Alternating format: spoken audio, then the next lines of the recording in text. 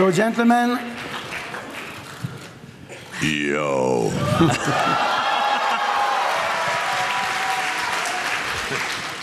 Sly is in Cannes. This is so great. Sly est à Cannes, c'est fantastique. Donc la masterclass va être en anglais. Si vous le souhaitez, vous pouvez prendre des écouteurs. Si vous ne parlez pas anglais ou si vous ne comprenez pas, il y a des écouteurs pour la traduction. J'espère que vous les avez tous. How are you, Monsieur Stallone? Comment allez-vous, Monsieur Stallone? Je trouve que c'est sensationnel cet accueil. Je suis très heureux d'être ici. Ça fait longtemps que je n'étais pas venu. J'adore l'énergie que vous dégagez. Je vous remercie de m'avoir donné la possibilité d'avoir une carrière aussi longue.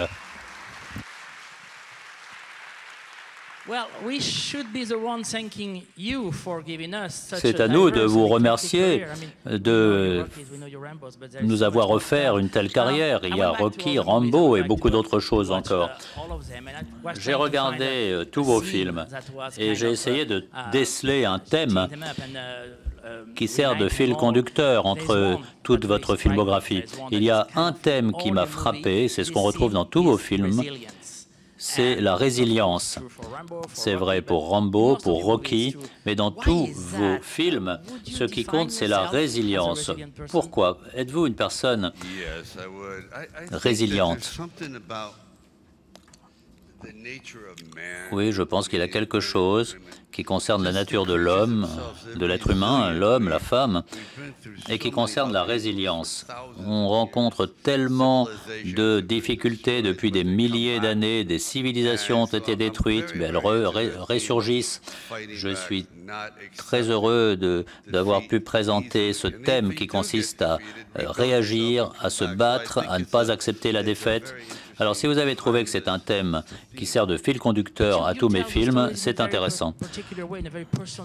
Mais vous présentez vos histoires d'une façon très personnelle. Qu'y a-t-il de vous dans ces personnages résilients qui chutent et qui se relèvent?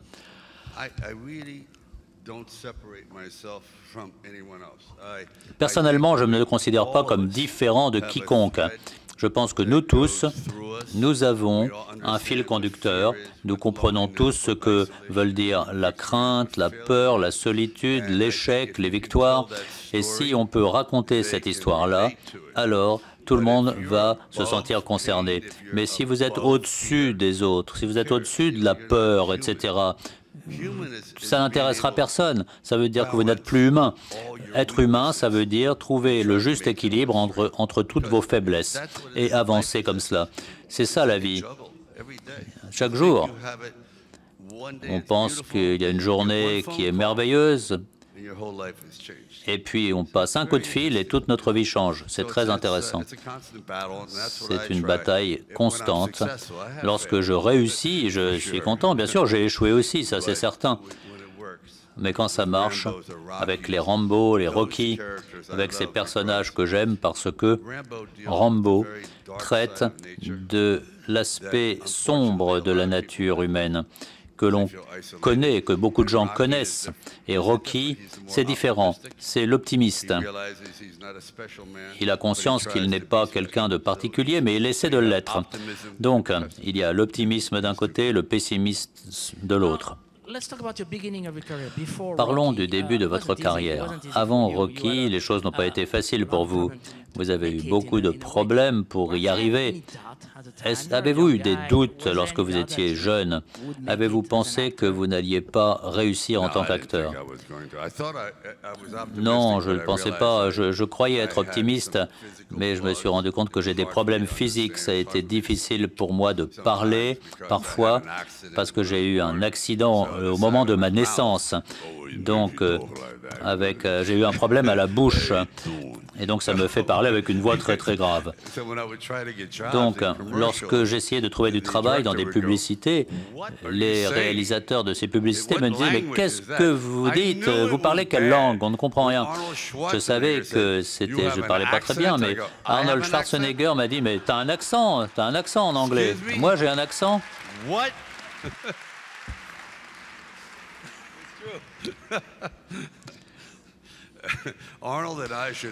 Arnold et moi, nous devrions ouvrir une école pour donner des cours de diction.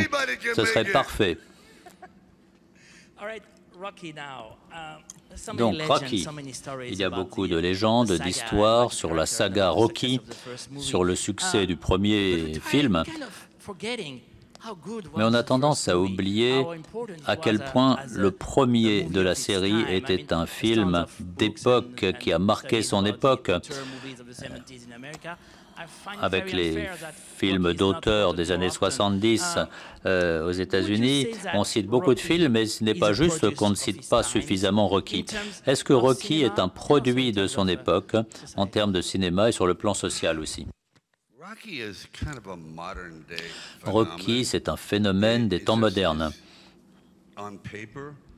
Sur le papier, c'était un échec garanti. Un acteur inconnu, un sujet qui n'est pas très populaire au cinéma. On a fait à peu près 300 films de ce genre et il y en a 299 qui n'ont pas marché. Mais vous avez raison, quelque chose a eu lieu. Le film a été fait en 25 jours, c'était très rapide, il a coûté moins d'1 million de dollars. Mais ce film a été puisé dans l'idée qu'il y a là un homme seul, solitaire, jusqu'à ce qu'il rencontre une femme. Et là, il renaît. Il renaît. Et ce n'est pas un film banal. Ce n'est pas un film forcément grand public pour gagner de l'argent. Ça aurait pu être un boulanger, cet homme-là. Ça pourrait être un réparateur de bicyclettes. Mais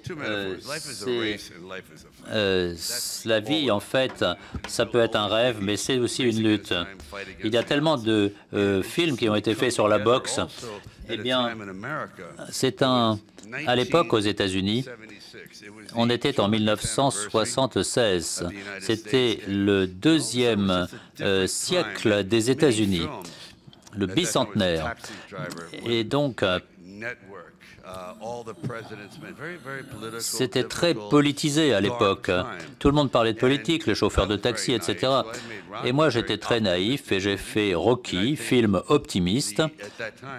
Et à l'époque, les gens étaient prêts pour le changement. Donc j'ai eu de la chance. C'était un film plutôt bien, si je peux dire. Le casting était incroyable. Il y avait des acteurs fantastiques. Quels sont vos souvenirs du tournage, du premier Rocky? Quels souvenirs gardez-vous du tournage?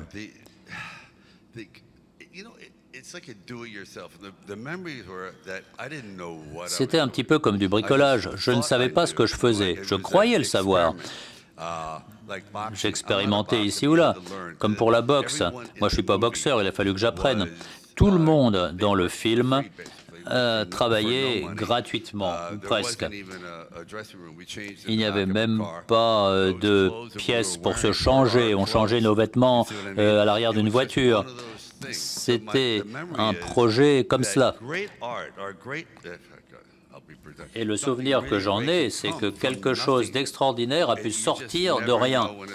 On ne sait jamais, on ne savait pas ce qui allait se passer à l'époque. On avait un caméraman qui n'avait jamais tourné dans un film avant. Tout était voué à l'échec. Tout devait être raté dans ce film, tout. Et c'est pour ça que je disais aux gens, on ne sait jamais où l'art peut aller, peut nous mener, où le succès peut nous mener. Parce que ce film-là était garanti, était voué à l'échec, à 100%, aucune chance de réussite. Et on nous a dit, bon, on va même pas le sortir, ce film. Il a fallu se battre et se battre. Peut-être qu'on va le metre dans un cinéma de drive-in, où on va voir les films en voiture. Et ils ne voulaient pas que je sois dans ce film. Ils voulaient tout le monde, sauf moi. Ils voulaient Burt Reynolds, Jimmy Caan, Robert Redford.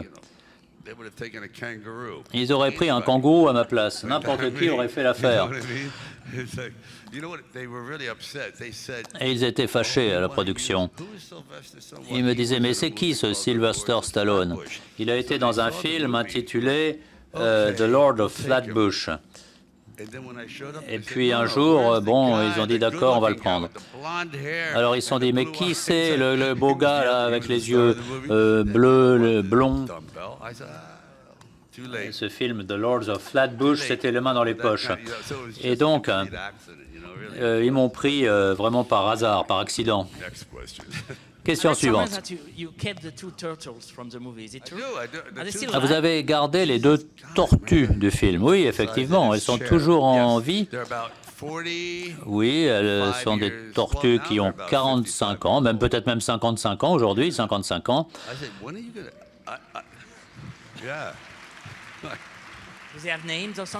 Elles ont des noms. Il faudrait que je fasse un autre Rocky et que je les mette dans le film. On aurait 3 tortues. Ce sont mes seuls amis. Tout le monde est mort sauf les tortues. Ce sont mes seuls amis. J'ai été à Philadelphie pour la première fois. Bien sûr, je suis allé voir les marches Rocky, les Rocky Steps. Il y avait là des centaines de personnes qui étaient là. Il y en avait d'autres qui voulaient se prendre en photo, faire un selfie à côté de la statue. Comment expliquez-vous la popularité de Rocky 40 ans après le film? C'est un phénomène. C'est très psychologique. Et je n'y suis pour rien. C'est pas grâce à moi. La première fois qu'on a monté ces marches, ça a été un échec à cause de la faiblesse. Et puis ensuite, il a réussi à monter jusque dans le haut. Et beaucoup de gens ont pensé que s'ils arrivent jusqu'en haut, ils auront réussi quelque chose. J'ai vu des femmes enceintes, j'ai vu des gens qui étaient portés dans leur chaise roulante par d'autres. C'est un symbole. Il faut arriver en haut pour se dire « j'y suis arrivé ». Et je pense que ça, c'est tout le pouvoir du cinéma. C'est fantastique. La seule raison pour laquelle j'ai utilisé ces marches, c'est qu'on n'avait pas d'argent. Et je me suis dit, il faut que Rocky fasse quelque chose. Et la première fois, je me suis dit, ah, là, il y a des marches. Et pourquoi est-ce que Rocky ne monterait pas jusqu'en haut? Et je me suis dit, bon, il y en a quand même beaucoup. Ça fait haut. Et Rocky essaie de monter. Il échoue. La deuxième tentative, je veux montrer que Rocky est un costaud, donc il prend son chien. Le chien pèse du genre 75 kilos. Et je me suis dit, c'est raté ça aussi. Allez, j'ai enlevé le chien de la scène. C'est comme ça que ça s'est passé.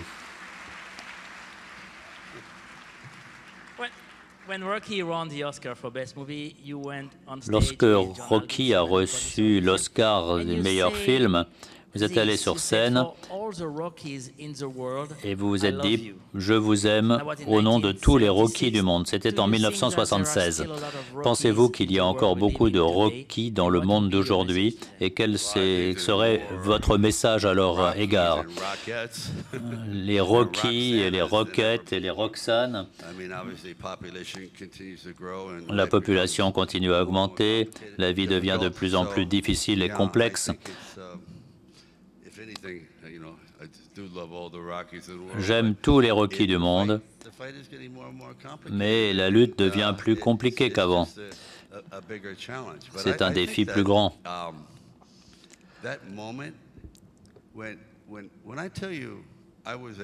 À un certain moment, moi, j'étais personne. J'étais un rien du tout.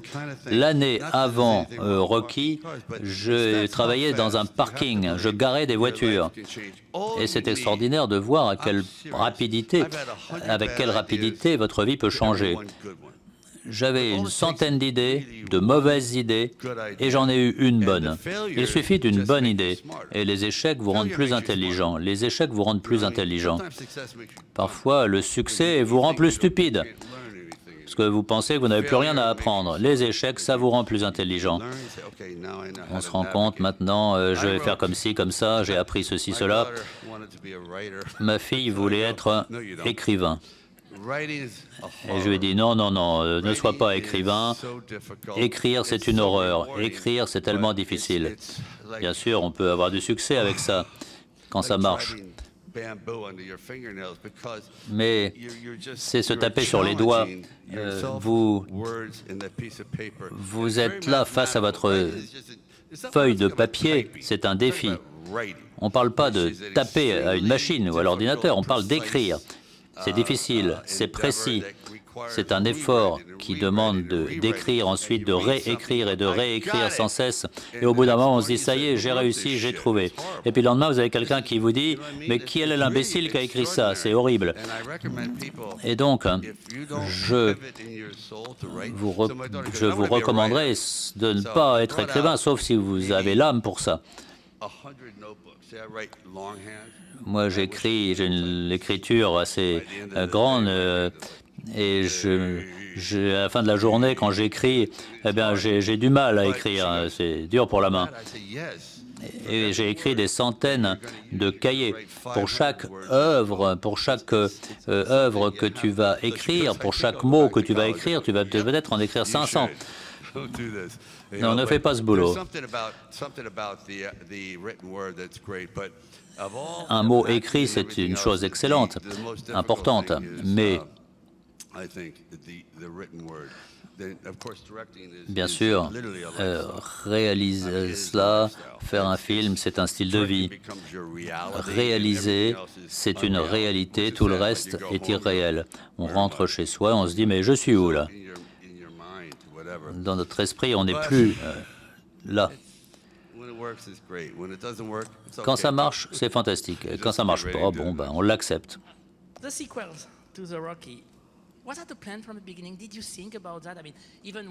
Les différents Rocky, avez-vous, dès le début, eu l'intention d'en faire plusieurs?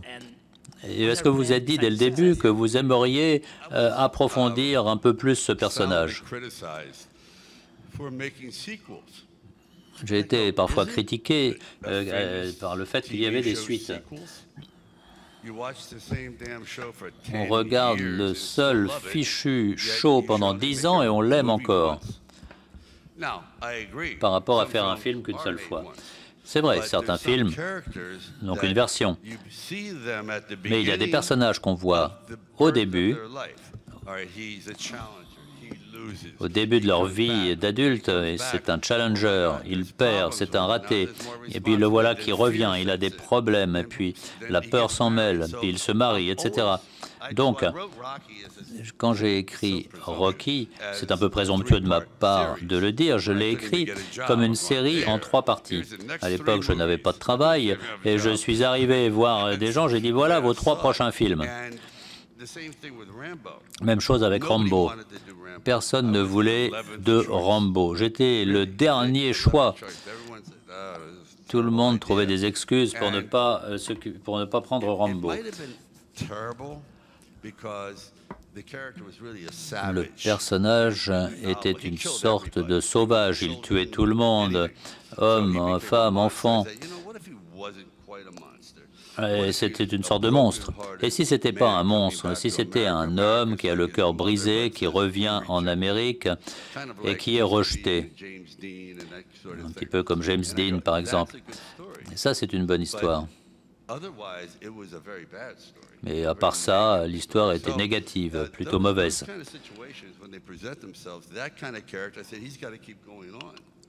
Lorsque ce genre de situation se présente, eh bien, on a là un personnage qui doit continuer à aller de l'avant. Il y a des gens qui n'ont pas aimé, ce personnage ferait mieux de mourir. Chaque fois que j'ai écrit des versions de Rocky, il meurt, à chaque fois. Mais j'ai changé l'histoire. Logiquement, Rambo aurait dû mourir dès le deuxième film. Mais non, essayons d'aller encore un peu loin. Logiquement, il devrait mourir. Mais si on laisse la logique de côté, où peut-il aller? Et ça donne une histoire de plus. Je ne crois pas à la réalité. On peut toujours modifier les choses, on peut toujours twister la réalité, on peut créer sa propre réalité. Et c'est cela qui est bien. C'est votre travail, après tout. Le premier Rocky, succès. Ensuite, ces films sont plutôt intelligents. Il y a, par exemple, Les Faucons de la nuit. Il y a, vous avez travaillé avec John Huston. À nous la victoire. Alors, vos choix. Et comment avez-vous décidé de vos choix? Et comment avez-vous fait face à votre succès à l'époque? Oui, après Rocky, après le succès. J'ai tout de suite su que j'étais assez limité comme acteur pour des raisons physiques.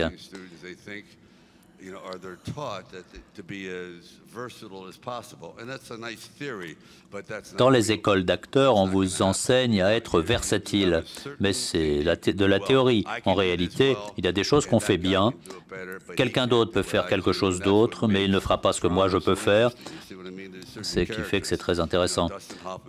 Dustin Hoffman, s'il jouait Rambo et moi Tootsie, je ne sais pas si ça marcherait. J'ai envie de voir ça. Non, non, vous n'avez pas envie de voir ça. Donc je me suis dit que j'allais mettre l'accent sur quelque chose qui me plaît. J'aime la mythologie. Et aujourd'hui, je constate que, en fait, ça consiste à s'opposer au système. J'essaie de ne pas trop sortir de ce que je sais faire, parce que ces autres choses, d'autres acteurs peuvent le faire mieux que moi. À chaque fois que je me suis éloigné de mon style, eh bien, ça n'a pas été terrible. Je me suis demandé ce que je faisais. Qui m'a convaincu à accepter? Il vaut mieux revenir à ce que l'on sait faire. Au milieu de tout cela, il y a la réalisation. Il y a Rocky 2, Rocky 3, La Taverne de l'Enfer. Alors, question. Qu'est-ce qui vous a poussé à vouloir réaliser? La vérité, c'est que j'aime bien voir les choses avec un certain recul. Par exemple, je vois ce qu'il y a sur la table ici, les bouteilles. Je me dis, tiens, j'aimerais bien peindre cela, et si je mettais telle bouteille à tel endroit, etc. Rocky a réussi. Meilleur film, Oscar, meilleur réalisateur. J'ai écrit Rocky 2 et le réalisateur l'a détesté, ce projet. Ça ne marchera jamais, c'est terrible.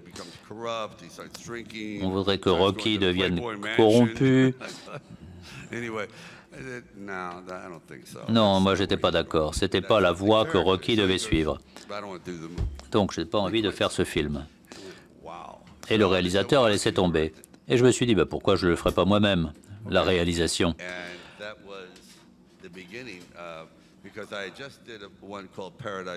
Ça a été le début, parce que j'ai fait un film intitulé La Taverne de l'Enfer, et tout le monde n'aimait pas ce film. Moi, j'ai adoré. Il y a des gens qui trouvaient que c'était plutôt bizarre.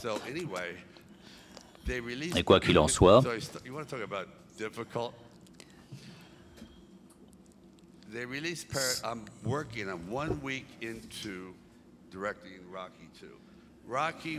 ça faisait on a fait Rocky 2. Rocky avait eu les Oscars. Et on m'a dit, mais pourquoi est-ce que c'est lui qui veut réaliser le film? Pourquoi c'est pas l'autre réalisateur, celui qui a eu les Oscars? Et puis, je me suis lancé dans La Taverne de l'Enfer. Je vais en salle voir la projection, il y avait 4 personnes à Philadelphie, 4 personnes. Et je me dis, oh là là, on est mal parti. Là, tu dois apprendre quelque chose. C'est un désastre. Tu dois retourner à la réalisation sans pression et faire Rocky 2. Et là, ça m'a poussé à travailler un peu plus. Et c'est le genre de pression auquel il faut faire face. Moi, j'adore la réalisation. J'ai peut-être trop réalisé, je me suis épuisé. On a réalisé le dernier Rocky Balboa, puis il y a eu Rambo, ça a été difficile, et ensuite Expendables. Donc, il y a eu beaucoup à faire et je n'avais jamais le temps de rentrer chez moi, de passer du temps chez moi. Il a fallu du temps après pour récupérer. Mais maintenant, je serai prêt à repartir. Et votre inspiration en tant que réalisateur, acteur, qu'est-ce qui vous a inspiré? Qu'est-ce qui m'a inspiré en général? Oui, en général. Il n'y a pas de manque d'inspiration autour de nous. Il suffit d'être là, d'écouter une conversation, des gens qui parlent comme ça, à droite, à gauche. Tout le monde a des problèmes. Il y a toujours des questions qui se posent partout. Et cela, ça peut donner lieu à des histoires. C'est un phénomène qui ne s'arrête jamais. On peut regarder le journal, et rien qu'en lisant le journal, chaque jour, on peut en tirer 4 idées de films, et ce, chaque jour. Il n'y a pas d'excuse à manquer d'inspiration.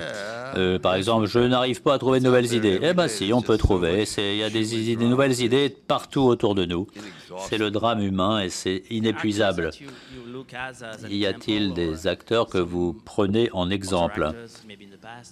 Acteurs d'aujourd'hui, acteurs du passé?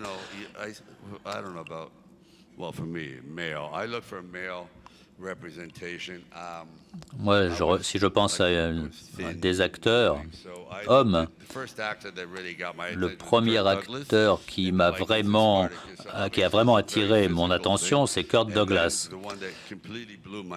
Et celui qui m'a vraiment plu, c'est un des pires acteurs au monde, mais qui a un corps extraordinaire, c'est l'acteur qui a joué Hercule. Et en voyant cet Hercule, je me suis dit, oh là, ça c'est quelqu'un, ça c'est mon avenir. J'avais peut-être 12 ans et demi, et à partir de ce moment-là, je me suis dit, je vais suivre cette voie, et j'ai commencé à travailler beaucoup pour que mon corps se développe, et ce, parce que j'avais vu un seul film. Des acteurs français que vous aimez? Jean-Paul Belmondo vous admire beaucoup. Et il m'a demandé de vous donner cela, qu'il a signé pour vous.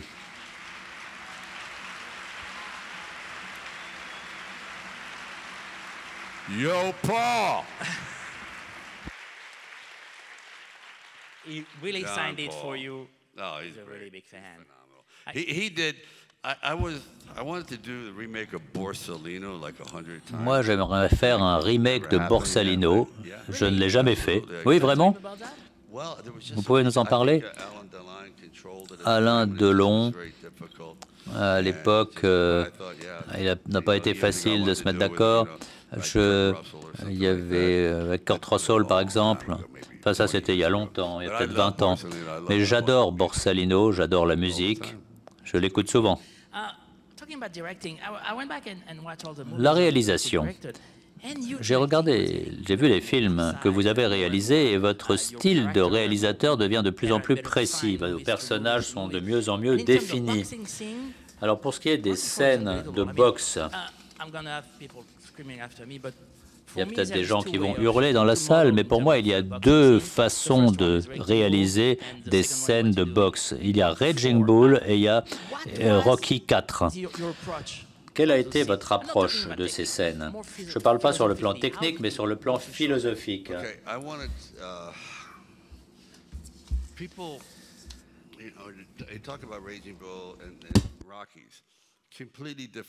Raging Bull et Rocky, ce sont deux univers différents.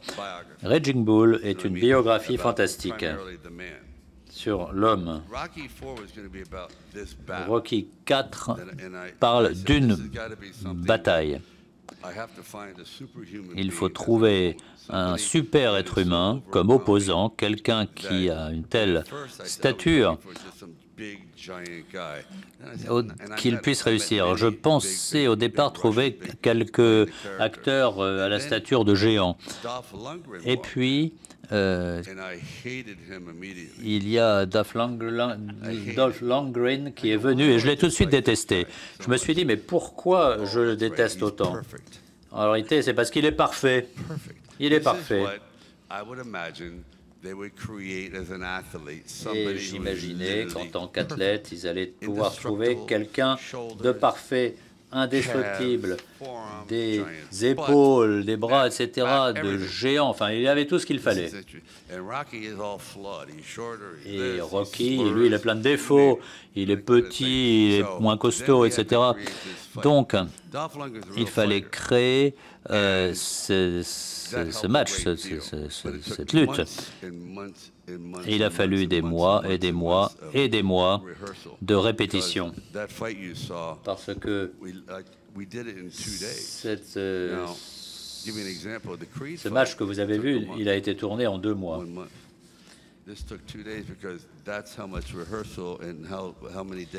Et il a fallu beaucoup de répétitions. Et quand je vois ce film, je me dis, mais j'étais complètement dingue. C'était brutal. Moi, j'ai passé 4 jours à l'hôpital. Il m'a vraiment tapé dessus. Il m'a donné un coup de poing au cœur. Les médecins ont pensé que j'avais été dans un accident de voiture. Et je lui ai dit, vas-y, fonce, je veux quelque chose de réel, vas-y, essaie de me mettre KO. Je sais ce que tu vas faire, mais vas-y, déchaîne-toi. Et ça a été vraiment une chose idiote de ma part à dire. Et ensuite, je me trouvais dans un avion à basse altitude vers un hôpital pour que je sois mis pendant 4 jours et demi dans une unité de soins intensifs. Et je ne pouvais même pas passer de coup de fil. Non, c'est comme ça que ça s'est passé, je ne vous raconte pas d'histoire. Alors bien sûr, l'ego de Dolph Lundgren a gonflé beaucoup et c'était pas de la blague. On s'est vraiment tapé dessus. Et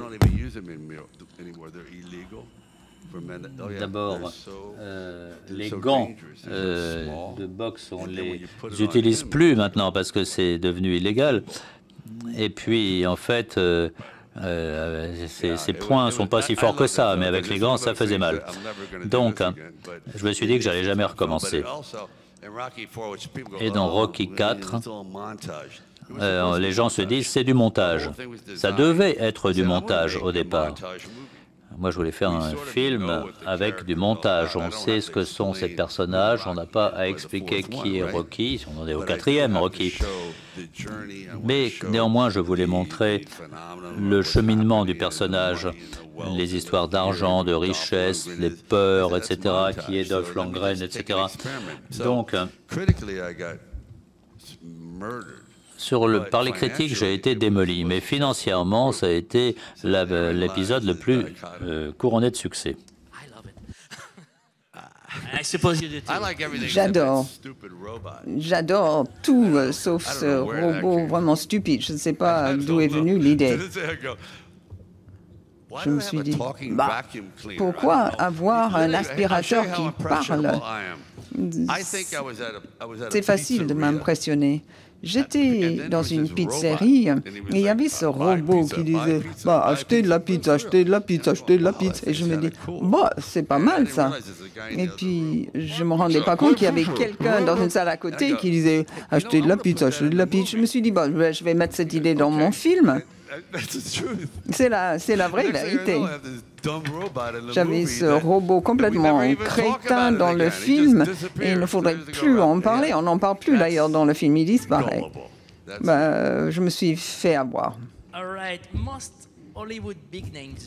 Donc, les grands noms à Hollywood deviennent une légende quand ils jouent un personnage emblématique. Vous, 6 ans après Rocky, en 2000, quand les gens découvrent Rambo, First Blood, au tout début, ça a frappé le peuple américain. Et ça, c'est une litote. Je ne sais pas quelles étaient vos idées politiques à l'époque, mais tout le monde adorait Rambo. Tout le monde adorait ce personnage. C'était l'époque de Vietnam. Il y avait une grosse controverse aux États-Unis. Que fallait-il faire avec les vétérans qui rentraient au pays? En fait, c'était beaucoup plus d'un héros. En fait, pour être franc, je suis presque athée sur le plan politique. Je n'avais même pas voté auparavant. Donc, ça n'avait rien à voir avec la politique. Je me suis dit, c'est un magnifique récit. C'est une histoire très intéressante sur l'aliénation. Et puis, j'ai commencé à faire un peu de recherche et mener mon enquête. Et puis, je me suis dit, il y a ces vétérans de la guerre qui rentrent. Ils ont vraiment subi des dégâts psychologiques énormes. Il y en avait qui se suicidaient. Dans le livre original, Rambo est dans un tel état qu'il est devenu un vrai sauvage. C'est une machine à tuer. Il est devenu une sorte de Frankenstein. Et je me suis dit, c'est pas ça le message que je veux donner. Si je fais ce film, il faut que je me sente responsable de milliers d'hommes qui sont prêts à se suicider. Il y avait 25 000 suicides parmi les vétérans par mois à l'époque. Donc, je me suis dit, je vais changer l'image, je vais changer le personnage un petit peu. Donc, tout à la fin, il exprime sa solitude, ses problèmes, et le public peut s'identifier au personnage enfin. Mais à aucun moment, ce n'était censé être une déclaration politique. En fait, il est devenu un personnage emblématique, mais je ne me suis jamais dit que dans un film, je voulais en fait faire une déclaration sur telle ou telle situation ou sur tel ou tel groupe versus un autre. Je ne suis pas un homme politique, je n'ai jamais été, ce n'est pas quelque chose que je souhaite devenir. Moi, je sais simplement raconter des histoires, des récits. Rambo, regardez, Reagan, il a dit, j'ai vu Rambo et il est républicain.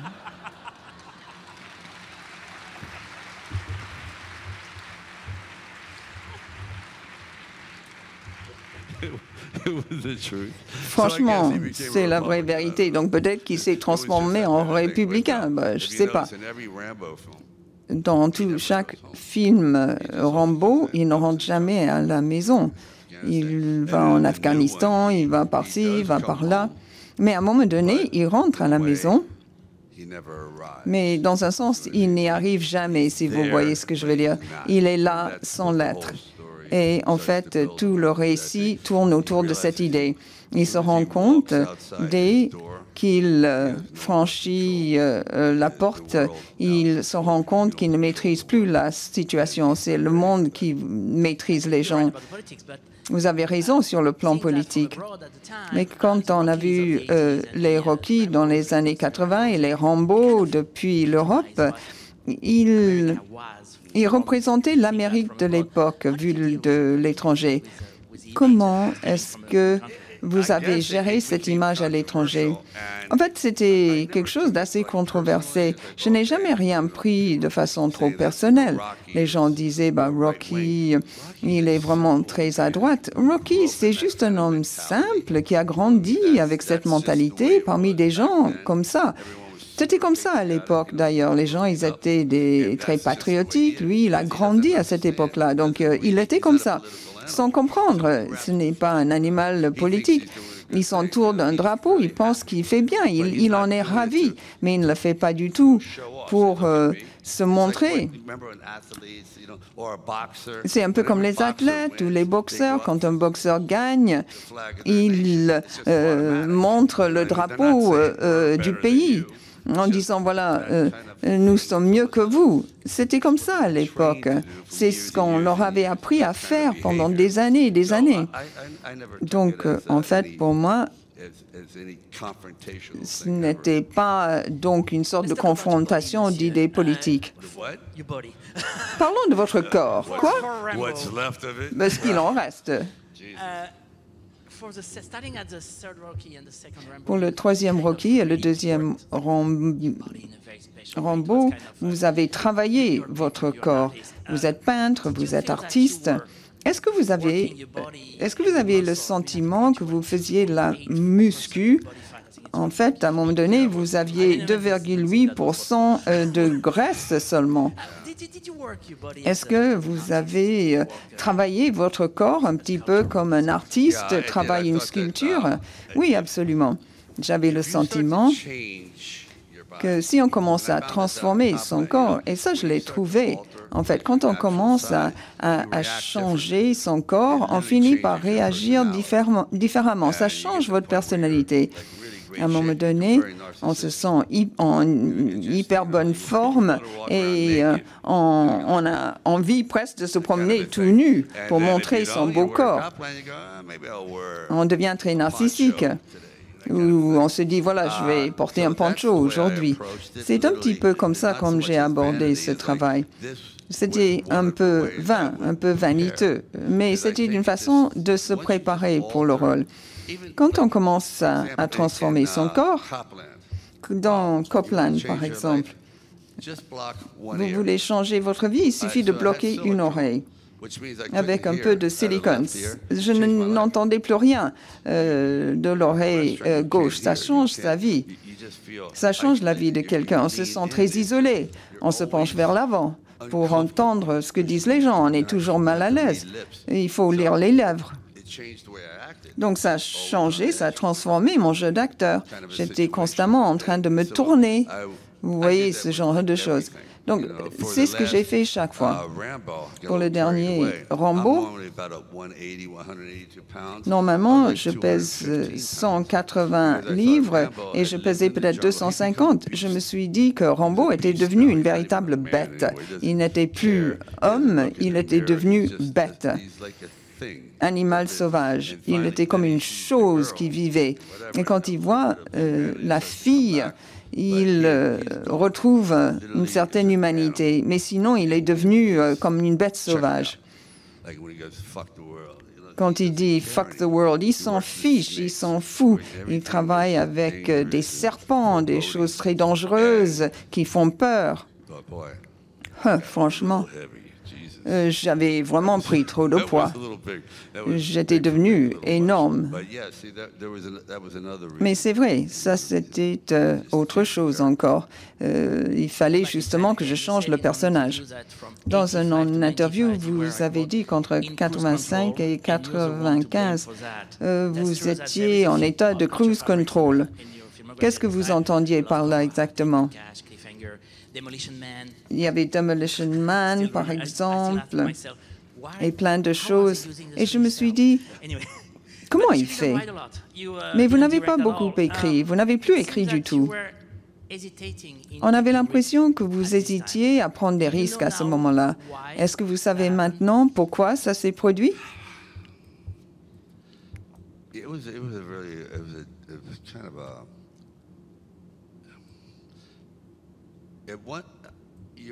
Je ne sais pas. En tant qu'acteur, je me suis mise en autopilote. Et je ne veux rendre personne coupable, pointer le doigt à quiconque. Mais en fait, à l'époque, j'étais plutôt... il fallait que je réserve ce qu'on appelle des slots très à l'avance pour réserver telle ou telle date. C'était bien. Les gens disaient, voilà, vous allez travailler de mars au mois de juin, et c'était le slot. Et puis, finalement, qu'est-ce qu'on découvre? On découvre que pendant 8 ans à venir, on est déjà booké.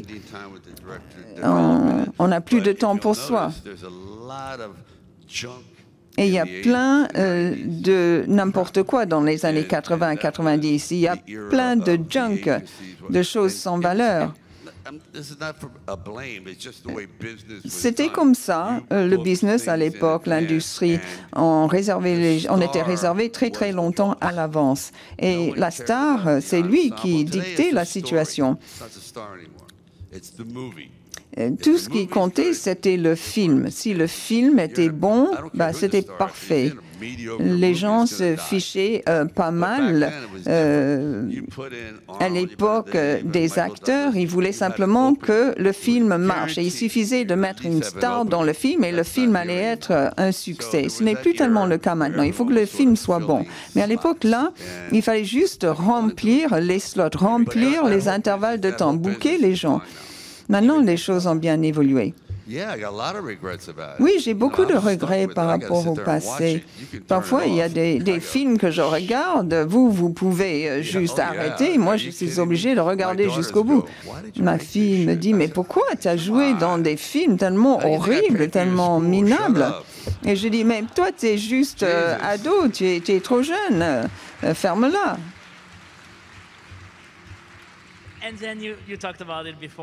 Vous en avez déjà parlé, mais après, il y a eu Copland. Vu de notre côté, on avait l'impression que c'était le sommet de votre vie artistique. C'était James Mangold. Il était un réalisateur incroyable. Et je me suis dit, OK, je suis allé le plus loin possible dans ces films avec beaucoup d'action physique. Je vais essayer de passer à autre chose. Je vais manger le plus de crêpes et de croissants possible et de pain perdu et, bon, peu importe mon corps. Je vais essayer de travailler avec mes yeux, avec le langage corporel. C'était bizarre, car mon personnage, c'est le plus faible dans le film. Donc, il y avait De Niro, Keitel, ils m'engueulaient, en fait. Ils me disaient, mais qu'est-ce que tu fais? Ces gens-là, ils n'ont pas pu survivre, même jusqu'à la deuxième scène. Et il y avait une sorte de stigmatisme. Et on pensait que les gens d'action n'arrivaient pas vraiment à être de bons acteurs. Et finalement, j'ai prouvé le contraire. Je me suis dit, je veux avancer dans ma carrière. Je veux évoluer. J'ai appris à boxer. Je n'étais pas boxeur. C'est juste un jeu d'acteur. Je me suis dit, bon, maintenant, j'ai envie de m'amuser. Je suis allé jusqu'au bout avec ces films d'action très physiques. Je vais travailler avec James Mangold et puis je vais faire vraiment autre chose. J'étais avec plein d'acteurs, d'actrices formidables. Pour moi, c'était vraiment un défi, c'était un challenge. C'était comme une sorte de concours. Je voulais me tester. Je voulais voir si j'allais y arriver. Je voulais voir, me mesurer par rapport à ces autres acteurs. Est-ce que j'étais leur égal? Je me suis dit, je mets de côté l'action, je vais voir si je peux jouer toutes ces émotions à l'écran. Et c'était un très beau film. Je l'ai beaucoup aimé. Je me suis régalée. Nous aussi. Après Copland, vous avez fait plein d'autres choses. Peut-être plus commercial. Vous avez fait Rocky Balboa. Je me rappelle de la réaction du public à l'époque. C'était bien plus rempli d'émotions que les autres films. Les gens vraiment pouvaient s'identifier au personnage principal. Vers la fin, il y a tous ces gens qui montent ces marches. Est-ce que vous avez joué un peu avec le public? Est-ce que vous vouliez rendre hommage à ces gens? Oui, en quelque sorte. Avec Rocky V, on a repris le réalisateur d'origine et la magie n'y était plus. C'était probablement de ma faute, entre autres. Et le combat a eu lieu à l'extérieur de l'arène. Et bon, ça a foiré, ça n'a pas bien marché. Les gens n'ont pas vraiment aimé le film. J'étais très déprimée. Ma carrière, en même temps, s'effritait. Personne ne m'appelait, l'agence ne voulait plus de moi, le gérant, pareil. Et je me suis dit, bon, si je pouvais réparer la situation, eh bien, j'aimerais avant tout réparer Rocky. Et puis, je voudrais juste prendre ma retraite. Donc, je me suis rendu sur place, voir les gens. Ils m'ont dit, non, toi, c'est fini, le personnage aussi. Ça fait 16 ans. Ça fait 16 ans que ça s'est passé.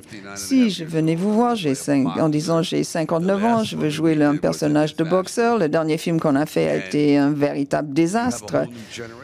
Et il y a toute une nouvelle génération d'acteurs. Les gens vont même pas savoir de quoi vous parlez, donc c'est juste impossible. Mais bon, j'ai insisté de nouveau et finalement j'ai trouvé Joe Roth, j'ai trouvé ce type. Et miracle, j'ai réussi à faire ce film pour rien du tout. Personne ne voulait jouer dans ce film, tout le monde se moquait de moi, bon, je comprends pourquoi. Mais je me suis dit, ça tourne pas autour de la boxe, mais autour du chagrin. Je pense que nos vies sont une question de mathématiques. Jusqu'à l'âge de 40 ans, 45 ans, tout va bien, tout est magnifique, la carrière bat son plat. On est magnifique, les enfants marchent bien à l'école. Et puis, dans la deuxième partie de sa vie, les enfants quittent la maison, il y a une fuite d'eau à la maison, on perd ceci ou cela, les amis meurent, on se dit, mince. Donc, c'est une question de soustraction, pas d'addition. Et comment gérer cette soustraction? C'est ça qui est difficile. Et je me suis dit, ça, c'est l'étoffe d'un film. Et Rocky, il va parler de la perte. Il va justement sortir et parler de ce non-dit. Donc, il remplace une ancienne douleur par une nouvelle. Ça paraît simpliste, mais il a besoin de se racheter. Et on m'a répondu, mais personne ne veut voir ce genre de truc. Et j'ai dit, mais oui, mais si, c'est vraiment le cas. Et en fait, c'est le point d'orgue de ma vie, parce que c'était tellement difficile. Ça a été plus difficile à réaliser que Rocky 1. Une différence énorme. Et franchement, le résultat est magnifique. À la fin, je voulais que tout le monde monte ces marches. Je voulais que tout le monde sente qu'ils avaient réussi quelque chose. Il y avait tellement de personnages, tellement de personnes différentes. Et à ce moment-là, j'étais très tentée de prendre ma retraite, de ne plus rien faire. Et puis, des gens m'ont dit, bon, tu veux faire encore Rambo? Et bien, ça a marché hyper bien. Donc, me voici encore. Quand vous avez été nominé pour Rocky de nouveau, est-ce que vous avez rappelé toutes ces personnes qui vous ont dit, bah, ta carrière est finie? Non, maintenant, je suis au chômage. Eux, ils sont au chômage, mais pas moi. Parlez-nous de Rambo, de Creed, plutôt. Ça a permis à une nouvelle génération d'apprécier Rocky. Oui, je pensais que ça n'allait jamais marcher. Je ne voulais même pas le faire. Il a fallu peut-être 1 an et demi. Bon, c'est acceptable, mais c'était un peu un choc. Bon, à l'époque, les gens voulaient que Rocky meure. Et j'ai dit, bah, franchement, je ne sais pas, peut-être pas. On va trouver autre chose. Et pour finir, ils étaient d'accord avec moi. Donc, il a réalisé ce film, Ryan Coogler, ça a bien marché. Surtout le Creed 2 avec Stephen Caple. Et vous allez en refaire? Ben, moi, j'ai une excellente idée. Je ne sais pas si je vais la faire ou pas, mais j'ai une très bonne idée pour Rocky. Ouais. Et c'est quoi? Entre vous et moi. Je vais vous le dire. Il trouve ce gars qui est illégal, clandestin dans le pays, et voilà. Il y a tout un récit autour. C'est phénoménal. C'est très différent. Je vous le dis, le plus difficile, c'est comme un magicien. Vous voyez comment il fait les choses, mais vous ne savez pas comment il y parvient. Avec Rocky, on s'est dit, qu'est-ce qu'on peut faire de différent? Mais je vous promets qu'on peut faire quelque chose de différent quand on le jette, on le fait partir du pays, il est déporté et il est obligé de déménager, de vivre dans un autre monde. Les Expendables, de nouveau. La trilogie me fascine. Elle parle de l'obsolescence du concept d'un héros d'action. Comment écrire ce genre de film? Comment ça s'est fait? Comment est-ce que je l'ai écrit? Vous allez voir les chanteurs d'il y a 30 ans et vous avez l'impression qu'ils ne sont franchement pas très bons. À l'époque, c'était des stars, mais maintenant, ils ne le sont plus. Ils sont mal habillés. Les choses ont changé. Donc, j'ai invité ma femme à aller au bal de Hollywood et je suis allé voir les Righteous Brothers, mais il y en a un qui est mort, donc il ne reste qu'un seul frère. Et puis, il y a les Young Rascals qui sont devenus de vieux Rascals. Et puis, il y avait d'autres groupes. Et il ne restait plus qu'un parmi les trois. Et ma femme a dit, mais c'est vraiment horrible, c'est lamentable, c'est n'importe quoi. Mais je me suis dit, d'accord, mais pourquoi est-ce que la salle est pleine alors? Je regardais autour de moi et je me suis dit, c'est ça. Vous n'allez pas payer 5 centimes pour voir une de ces personnes-là. Bon, j'exagère un petit peu. Vous le feriez. Mais si je vous dis, je vais vous montrer tout ce que vous aimez le plus depuis votre enfance, je vais vous montrer tous ces gens ensemble, vous allez dire, oui, je vais aller au concert. Il faut absolument que j'y aille. Je ne peux pas rater ça. Donc, je me suis dit, je vais faire la même chose, mais avec la musique. Il va y avoir tel ou tel, et puis ils avaient chacun une chanson ou un air très connu. Je vais les réunir tous ensemble et les gens vont y aller par curiosité. Et c'est comme ça que ça s'est passé. J'avais regardé cet horrible concert de musique et c'est à partir de là que j'ai eu cette idée. On ne sait jamais à partir de quoi on va trouver une belle inspiration pour un film. Je me rappelle, il y avait tous ces gens sur la croisette, vous étiez tous ensemble, vous montiez les marches ici pour The Expendables.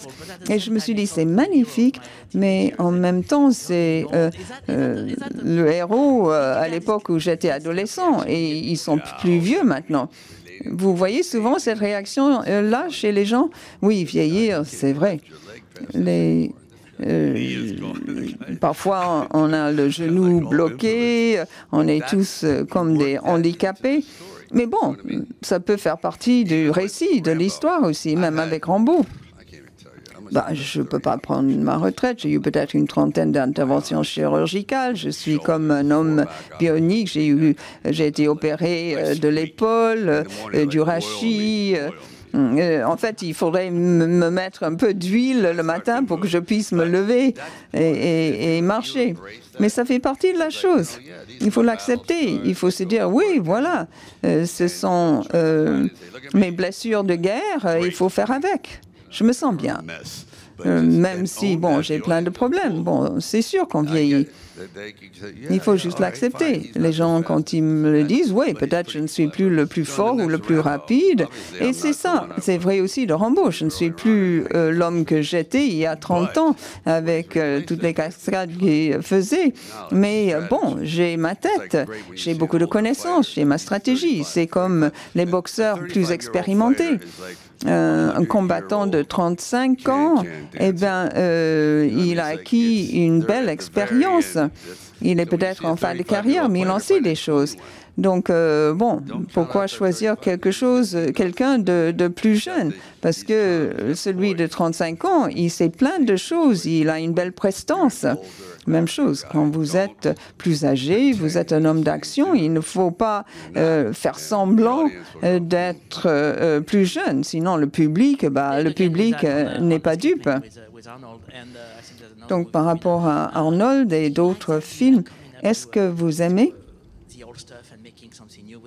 faire de nouvelles choses à partir d'idées anciennes? Il m'a tout volé et il a volé toutes ces idées. Il les a prises chez moi et je lui rappelle de temps en temps. Non, sérieusement, on s'entend super bien. On se déteste, mais on s'aime bien. Et ça, c'est une bonne chose.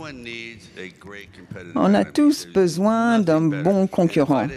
Ça stimule. Et si je n'en avais pas, je le créerais. Je choisirais quelqu'un. J'ai besoin de détester quelqu'un. J'en ai besoin. Ça me stimule. Donc c'est vrai, c'était un peu notre relation parce que lui, il est très compétitif. Plusieurs fois, j'ai dû me dire, bon, ben, c'est pas grave, peu importe. On était vraiment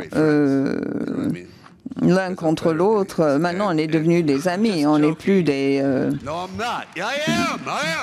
ennemis. Franchement, ce n'est pas une plaisanterie. On est devenus amis. Non, sérieusement, il est phénoménal. Je l'aime beaucoup. Il est incroyable. Il est assez dur. Donc, lorsqu'on s'est trouvé réunis avec Escape Plan, on s'est dit, bah, c'est pas mal, mais ça vient 35 ans trop tard. Donc, 2 types en prison, etc. Mais on aurait dû le faire bien avant. Mais on n'arrive jamais à se mettre d'accord lorsqu'on s'assoit ensemble. Moi, on se dispute toujours. Moi, j'ai dit, voilà, je veux avoir tel ou tel fusil. Lui, il veut le même. Donc, finalement, on s'est assis ensemble et on s'est dit, bah, franchement, on s'apprécie mutuellement. J'adore son jeu d'acteur. Nous, on travaille bien ensemble. On s'est dit, bon, on va essayer de faire un film. Je me suis dit que l'industrie a tellement changé. L'industrie est devenue presque scientifique à bien des égards. Bon, il y a le streaming, on fait de très belles choses, mais ce grand spectacle, ces très grands films sont quelque chose que j'apprécie beaucoup. Mais maintenant, cette nouvelle technologie, elle est complètement différente. La mentalité a changé. Il faut beaucoup de patience en plus.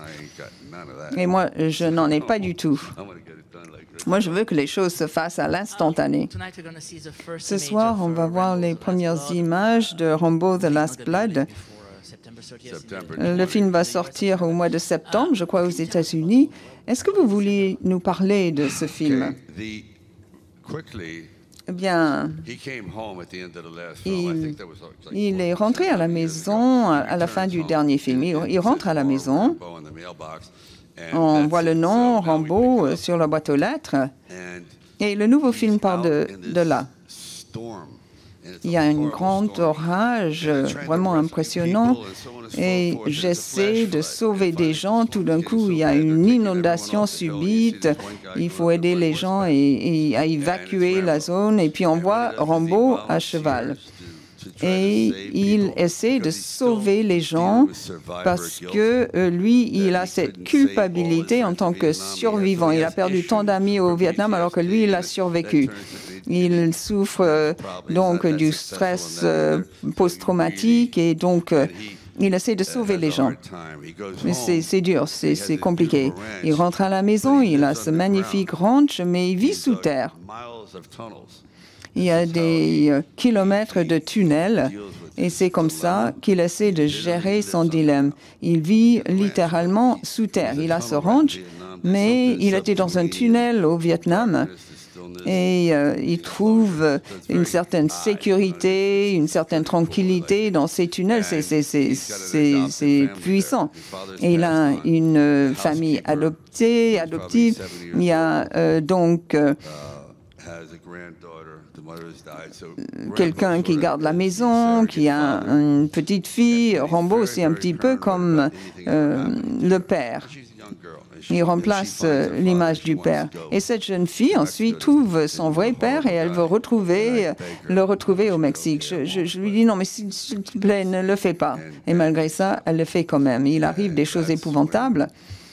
Et c'est à ce moment-là qu'il lutte contre son stress post-traumatique. Il sait que s'il quitte sa propriété, il va perdre la maîtrise de la situation. Il en a trop peur. Il a peur d'être contrôlé par les événements extérieurs. Et c'est ce qui se passe. Et il y a des choses terribles qui lui arrivent.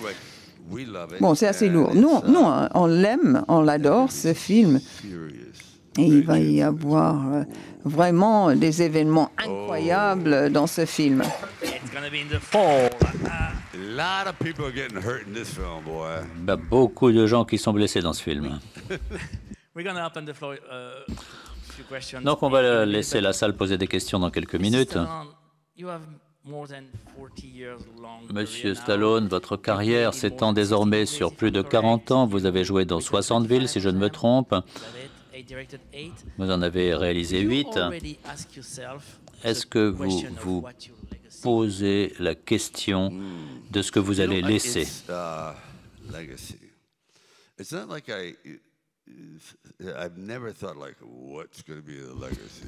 Je ne me suis jamais demandé ce qu'allait être l'héritage que je laisserais derrière moi.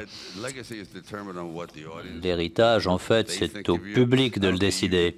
Ça dépend de ce que le public pense de vous. On ne peut pas être prétentieux et planifier l'héritage qu'on laissera derrière soi. Je n'ai jamais réfléchi en ces termes. Ou bien on laisse des bonnes choses derrière soi, ou bien ce n'est pas le cas. On va laisser quelques films qui vont survivre. Peut-être que vos enfants préserveront bien tout cela et vous représenteront bien. Mais il ne faut jamais s'arrêter d'avancer, jamais s'arrêter d'avancer, de faire du punching. La vie consiste à avancer jusqu'à ce qu'on ne puisse plus. Les gens me disent « mais t'as plus rien à prouver ». Eh bien non, c'est pas vrai, j'ai encore des choses à prouver, on a toujours des choses à prouver. On this, we have a couple of questions in the audience. Is there mics? Est-ce qu'on a des micros pour le public? Le monsieur là, voilà. Oui. Vous pouvez poser la question en français si vous voulez, je peux traduire. Si c'est... Merci, bonjour. Tout à l'heure, M. Stallone disait que pour le premier Rocky, le caméraman, c'était son premier film. Je voulais lui demander quel souvenir il avait avec Garrett Brown, l'opérateur Steadicam qui a tourné avec lui et dont le Steadicam a été breveté cette année-là, en 1976, par Cinema Products. My question is, what was he listening to for the past hour? Est-ce que vous avez compris un mot que j'ai dit depuis une heure? Non, je plaisante. Quel souvenir avez-vous de Garrett Brown avec la Steadicam? Lorsqu'on a vu Rocky,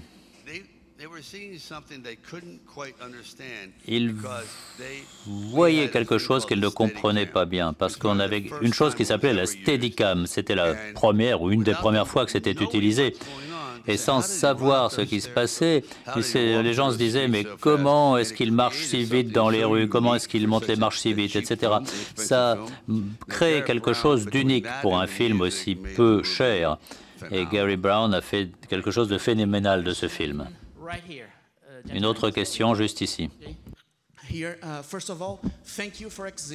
Tout d'abord, merci beaucoup d'être là. Merci pour d'être en vie et d'exister.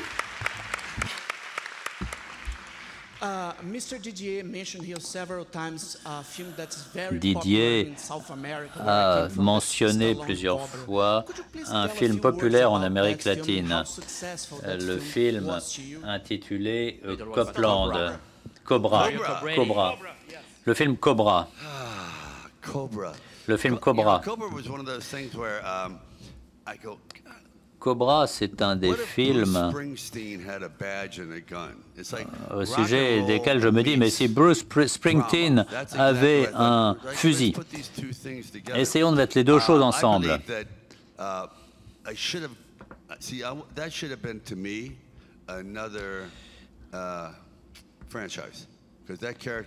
Pour moi, ça aurait pu être une autre série, parce que ce personnage était génial et j'ai l'impression de l'avoir raté. Je pense que c'était un excellent personnage qui pouvait être interprété de différentes manières. J'ai essayé de présenter cela un petit peu comme s'il s'était agi d'une série télévisée. Ça aurait pu être pas mal. L'idée est excellente, mais je vous remercie de poser cette question.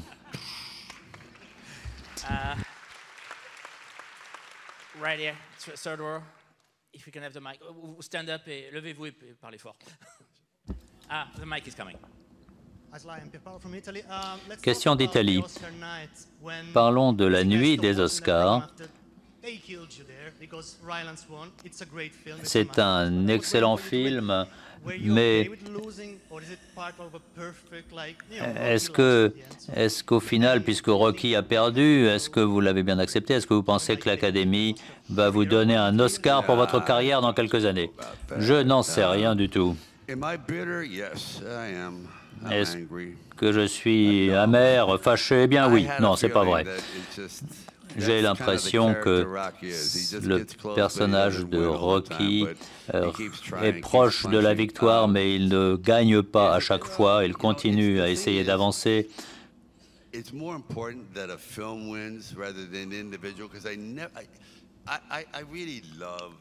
Il est plus important que le film réussisse plutôt que des personnes.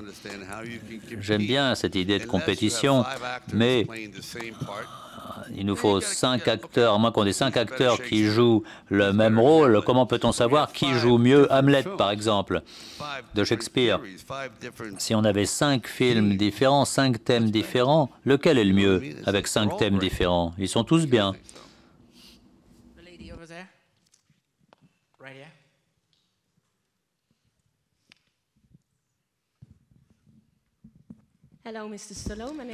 Merci, Monsieur Stallone. Merci. Ça va être le dernier Rambo. Rocky prend sa retraite. Alors, qu'est-ce que vous préparez de plus? Par exemple, de la lutte. Vous dites que l'échec rend plus intelligent. Je vais vous expliquer. Si quelqu'un vous dit que vous voulez faire de la lutte, ne vous lancez pas dans le sport qui s'appelle la lutte.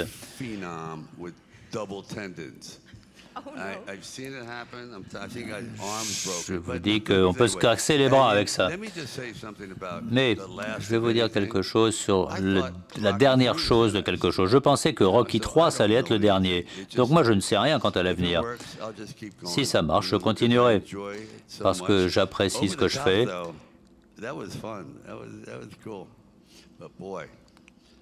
Et je dois dire que on s'est bien amusé, mais on a pu se blesser aussi. Ces gars-là sont costauds.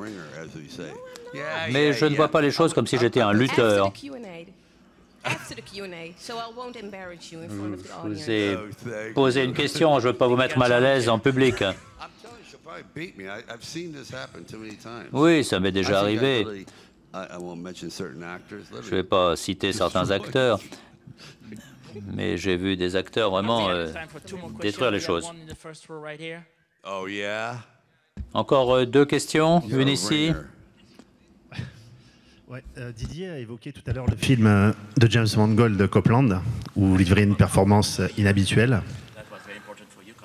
Est-ce que vous ne pensez pas que vos rôles d'action héros pendant des années vous ont empêché d'avoir des propositions de ce style de réalisateurs comme Spielberg, Scorsese ou Coppola, par exemple? Don't you feel that all your action heroes part kind of stopped you from getting proposal for other part, for more interesting part, Copland part, or with director like Scorsese or Spielberg? No, 100%. 100%. Tout à fait. Ça ne fait aucun doute. On est identifié à un genre. C'est pour ça que j'ai fait Copland, pour montrer que je pouvais faire les deux. À un certain stade, je pouvais faire les deux, mais vous avez tout à fait raison. Je suis identifié à un certain type de rôle et je ne sais pas si je pourrais jouer un avocat. Mais c'est pas grave, je continue à m'améliorer avec ce que je fais, je les laisse faire ce qu'ils font, c'est très bien. Nous n'avons pas de temps pour d'autres questions, donc au nom de tout le public, je vous remercie beaucoup, Sly. Je voulais faire la conclusion, mais non. Merci à vous tous. Je voudrais qu'on remercie très très fort Sly Sylvester Stallone et Didier aussi, Didier qu'on peut remercier.